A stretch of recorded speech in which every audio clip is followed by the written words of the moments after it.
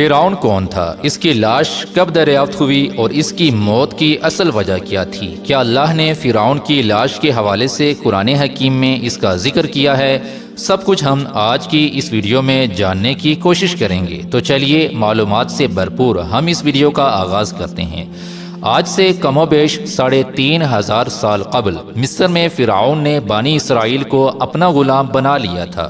جب حضرت موسیٰ علیہ السلام بنی اسرائیل کو غلامی سے نجات دلوانے کے لیے مصر سے نکلے تو فرعون انتہائی تکبر سے بنی اسرائیل کے تعاقب میں اپنی عظیم فوج کے ساتھ روانہ ہوا، لیکن فرعون جب ان کے قریب پہنچا تو اللہ کے حکم سے آسمانی آگ نے اس کا راستہ روک لیا۔ اس وقت حضرت موسیٰ علیہ السلام نے سمندر میں اپنا عصا مارا تو بحر قلزم 2 بڑے حصوں میں تقسیم ہو گیا اور لاکھوں کی تعداد میں بنی اسرائیلی سمندر کے درمیان بننے والے اس عظیم راستے سے گزر گئے، اور جب فرعون کی فوجوں نے اس خشک راستے سے گزرنا چاہا تو اللہ نے سمندر کو آپس میں ملا کر ان کو اس پانی میں غرق کر دیا۔ یہودیوں اور عیسائیوں کے عقیدے کے مطابق فرعون کی تمام فوج تو غرق ہو گئی تھی، مگر فرعون کنارے پر ہونے کی وجہ سے ڈوبنے سے بچ گیا تھا اور بعد میں وہ اپنی طبعی موت مرا تھا۔ 1898 میں مصر کی مشہور کنگز ویلی دریافت ہوئی۔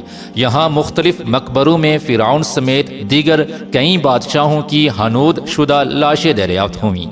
اس دریافت کے 83 سال بعد 1981 میں جب فرعون کی ممی خراب ہونے لگی تو اس وقت کی مصری حکومت نے فرانس سے درخواست کی کہ وہ فرعون کی ممی کو نہ صرف خراب ہونے سے محفوظ کرے بلکہ اس کی موت کی اصل وجہ بھی دریافت کرے۔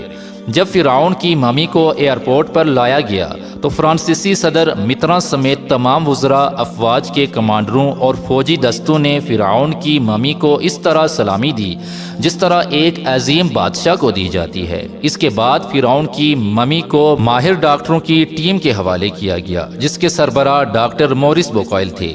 ممی کے مائکروسکوپک ٹیسٹوں سے پتہ چلا کہ فرعون کی لاش پر سمندری نمک کے ذرات موجود ہیں، جو اس بات کا واضح ثبوت تھا کہ فرعون اپنی طبعی موت مرنے کے بجائے سمندر میں ڈوب کر مرا تھا۔ اس واقعے کے فوراً بعد اس کی لاش کو سمندر سے نکال کر حنوط کر دیا گیا تھا۔ جب ڈاکٹر مورس بوکائل آخری رپورٹ مرتب کر رہے تھے تو ان کو بتایا گیا کہ مسلمانوں کی مقدس کتاب قرآن مجید میں لکھا ہوا ہے کہ اللہ نے فرعون کو غرق کر کے اس کی لاش کو عبرت کے لیے محفوظ کر دیا تھا۔ یہ سن کر ڈاکٹر مورس بوکائل اس قدر حیران ہوئے کہ حقیقت حال جاننے کے لیے مصر روانہ ہو گئے۔ مصر میں ایک مسلمان سائنسدان نے فرعون کی موت کے حوالے سے انہیں قرآن حکیم کی درج ذیل آیات پڑھ کر سنائیں، اور ہم نے بنی اسرائیل کو سمندر پار کر دیا تو فرعون اور اس کے لشکر نے سرکشی اور تعدی سے ان کا تعاقب کیا، یہاں تک کہ جب وہ سمندر میں ڈوبنے لگا تو کہنے لگا کہ میں اس خدا پر ایمان لاتا ہوں جس پر بنی اسرائیل ایمان لائے ہیں۔